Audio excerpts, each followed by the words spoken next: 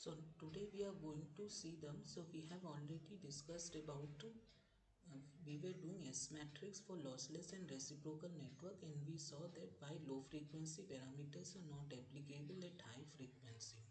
So today we will see the relation between S and Z parameter. Now here one important approximation that we have to do is the characteristic impedance of all the ports are identical and it is normalized to 1. This we have to keep in mind, and it is made 1. Now accordingly, Vn total voltage at port 1, so port N can be written as the sum of the incident voltage amplitude and the reflected voltage amplitude. So we can write as Vn plus Vn minus. Now similarly,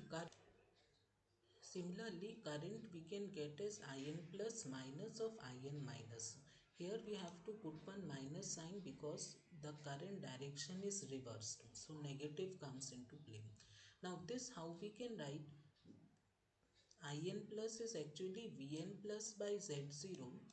But since Z0 n we have considered as 1, this impedance is not written. So that is how we are getting as Vn plus minus of Vn minus.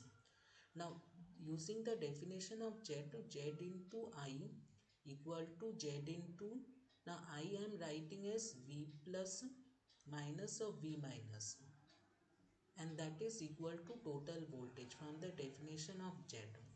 So now Z of that is total voltage V, and V is V plus V minus. So like this we are getting. Now this equation if we rearrange, we get like this: Z plus U V minus equal to Z minus U V plus, where U is the unit or the identity matrix which is defined in this way, and thus S can be written as, and so from the previous equation, this Z plus U, if we take the transpose, and we get Z plus U inverse into Z minus U. That is how we can write S matrix in terms of Z. Now S matrix for a reciprocal network, if the network is reciprocal, then its S matrix is symmetric. How we can say that? See, Vn is V plus V minus, In is In plus minus In minus. These two equations we have already seen. Now, so from these two equations, what we can find what is V plus, we can make Vn plus as the subject.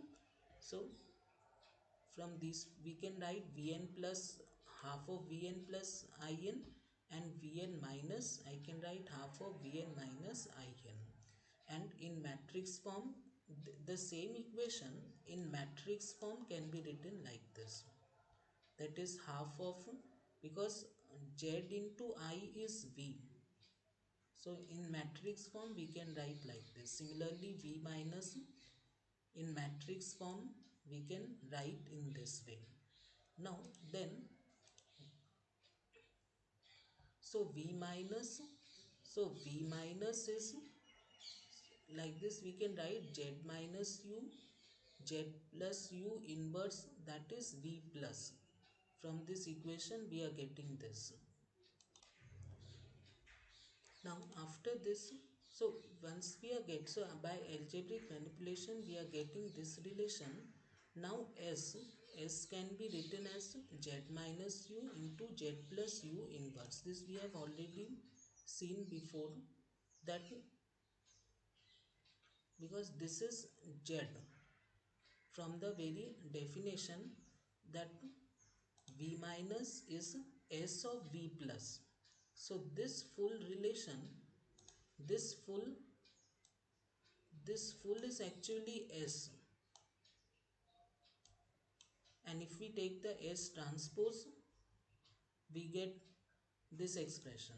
Now U is diagonal, so U transpose is U, and if the network is reciprocal, Z is symmetric. For a reciprocal net, Z is symmetric. This is well established. So Z transpose is equal to Z. Thus the above equation reduces to Z plus U inverse Z minus U. So this is only my S. So we can say that S is equal to S transpose. So the scattering matrix is symmetric for reciprocal network, because if the matrix is symmetric, for a symmetric matrix S transpose will be equal to S. So it is proved. Thus for a reciprocal network S matrix is symmetric. Now, S matrix for a lossless network. If we consider a lossless network, then for a lossless network, we know no real power can be delivered to the network. So, if the characteristic impedance of all ports are identical and assumed to be unity, the average power delivered to the network will be half real V transpose into I star. We can write like this, and this can be written as half real. Now we can write as V plus plus V minus, and I as V plus minus V minus. So this, after rearranging, we are adding these two terms, half real, this, and this is just by algebra we are doing it. After that means this can be just expanded using simple algebra.